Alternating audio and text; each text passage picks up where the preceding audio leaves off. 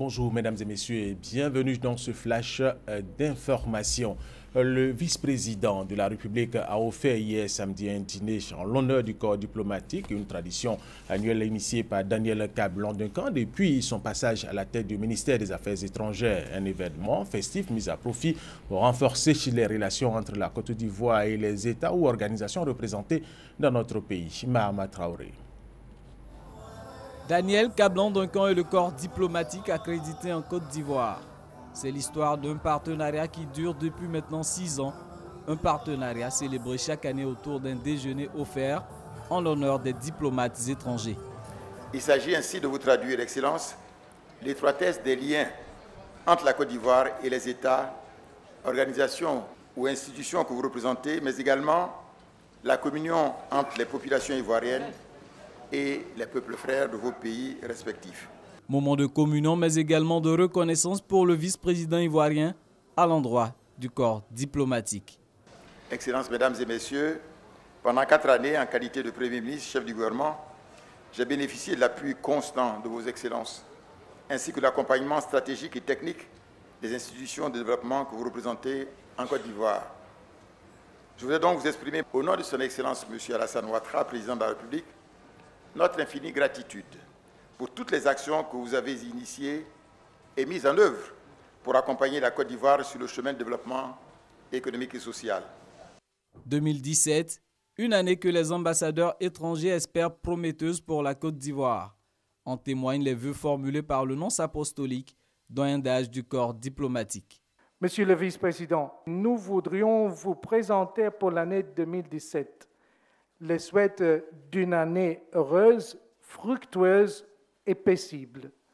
Ces vœux n'auront de sens de réalisation que si, sur la hullette de Monsieur le Président de la République et la vôtre, tous en Côte d'Ivoire œuvrent à garantir des rapports fraternels dans une culture de dialogue incessant, inclusif et constructif, pour trouver ensemble solutions idoines aux problèmes que la croissance économique pose. La Côte d'Ivoire candidate à un siège de membre non permanent du Conseil de sécurité des Nations Unies et hôte des 8e Jeux de la francophonie. Pour ces 2 événements prévus en cette année 2017, le vice-président Daniel Kablan-Duncan a une fois de plus sollicité le soutien des pays amis.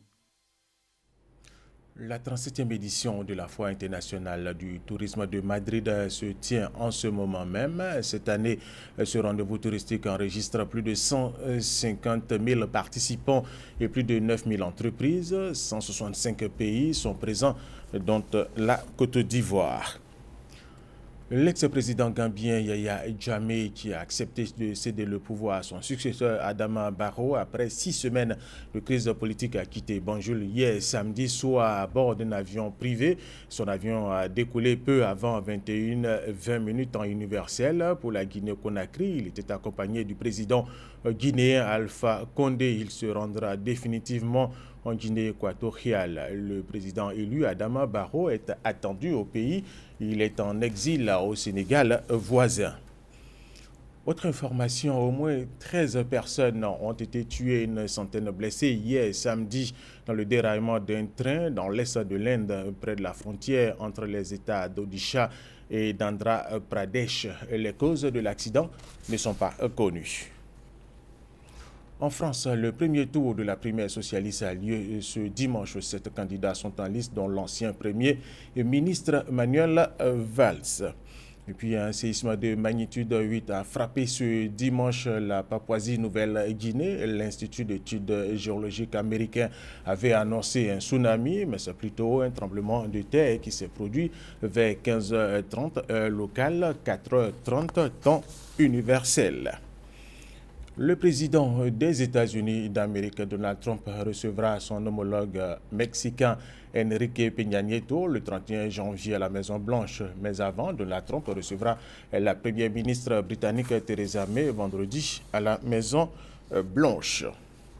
Et puis, plus d'un demi-million de personnes selon la police et 750 000 selon les organisateurs ont manifesté hier samedi à Los Angeles pour les droits civiques et contre le président américain Donald Trump investi la veille. Plusieurs autres États américains ont marché contre Donald Trump.